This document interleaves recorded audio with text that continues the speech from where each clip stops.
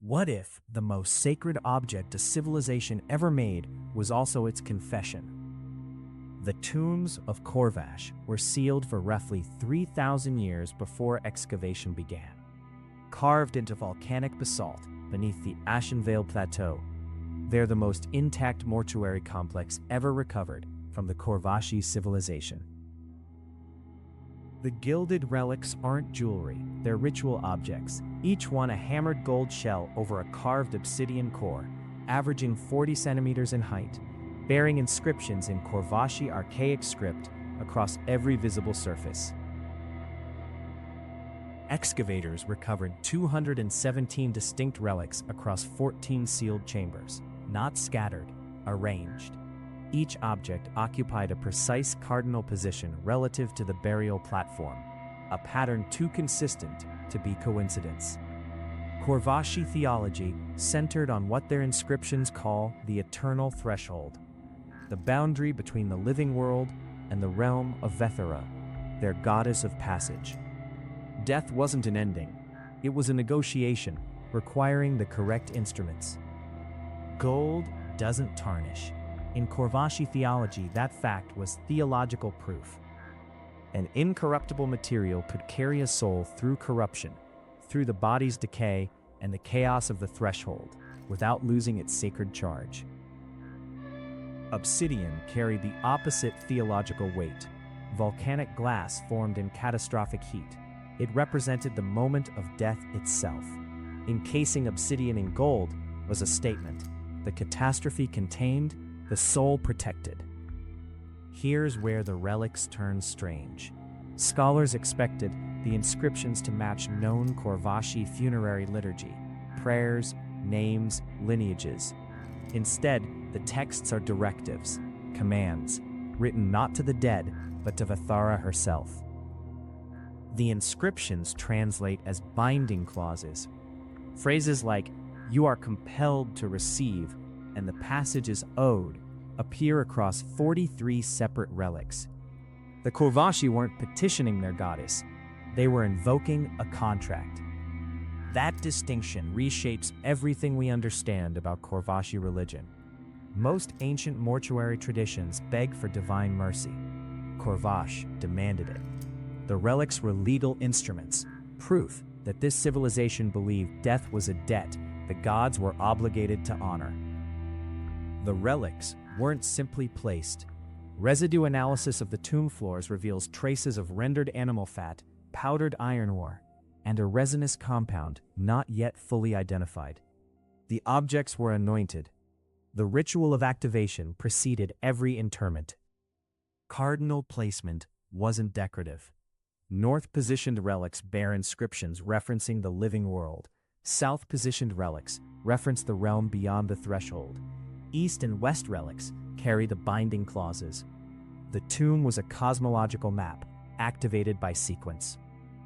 But the leading interpretation identifies Chamber 7 as a sovereign's tomb, prepared for a ruler who died outside Korvashi territory, whose body couldn't be recovered. The relics were meant to call the soul home. The contract was written without a signatory. Chamber 7 tells us something that cuts deep. In Korvashi thought, a sovereign soul wasn't private. It was a political entity belonging to the state as much as to the individual. The relics weren't personal. They were instruments of civic obligation. Those binding clauses, "You are compelled to receive," "the passage is owed." In Chamber 7, the directives aren't addressed to Vethara. They're addressed to the absent soul itself. The Korvashi were commanding their own dead sovereign to return and be processed. Here's the next layer of strangeness. Wear analysis on the gold surfaces of 41 relics shows microabrasion patterns consistent with repeated handling over decades. These objects weren't sealed at death. They were used regularly before the tomb was closed. The working hypothesis is annual renewal rites. The relics were brought out of preparation chambers once per year, corresponding to the Day of Thresholds, a date marked on the circular stone calendar disc recovered from Chamber 3's antechamber. where the threshold arch symbol is carved at the 12th position. Anointed, carried in procession, then returned.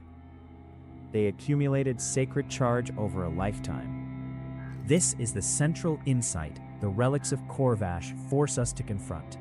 An artifact isn't a snapshot of belief, it's a record of repeated investment. Residue stratigraphy on relic KV-114 identified 6 distinct anointing layers, each chemically different. The outermost layer contained cedar resin absent from all earlier applications, suggesting the formula changed late in the object's ritual life, possibly after a theological reform. That single relic carries 6 generations of evolving practice in its surface chemistry. The Korvashi aren't alone in this. Excavations at in southern Mesopotamia recovered the Great Death Pit, a single burial event from roughly 2500 BCE containing 74 attendants and dozens of ritual objects, each bearing evidence of prior ceremonial use. Like the Korvashi relics, those objects weren't made for the grave, they were made for the living ritual and then retired into death. The grave was the archive, not the origin. When we approach any artifact culture, the first question can't be, what does this object represent? It must be, how was this object used, and by whom, and how many times?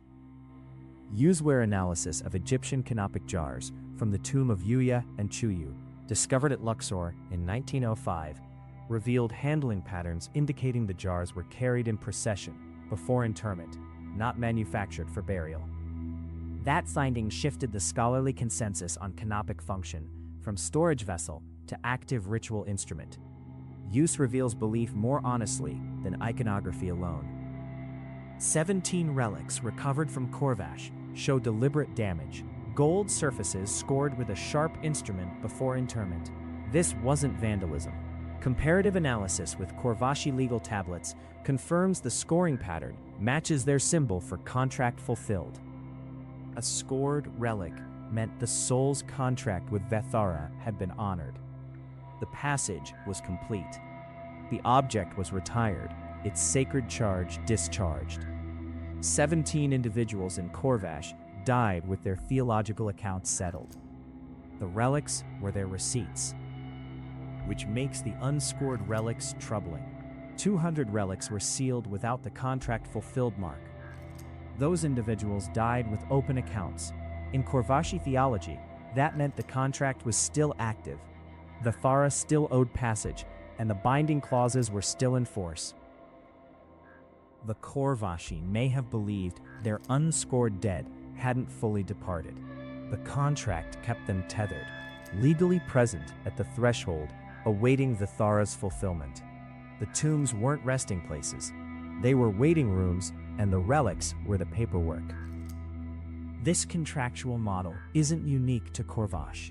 The Papyrus of Ani, an Egyptian Book of the Dead manuscript dated to approximately 1250 BCE and now held at the British Museum as EA 10470, is structured as a formal legal defense for the soul at divine judgment, with the deceased presenting evidence of innocence clause by clause.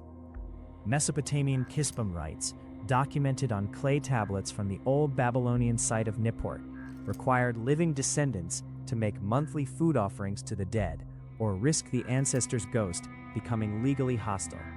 Korvash is the most explicit, but not the only civilization to treat death as jurisprudence.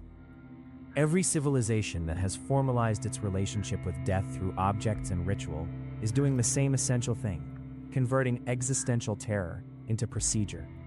The Korvashi did it with binding clauses in gold.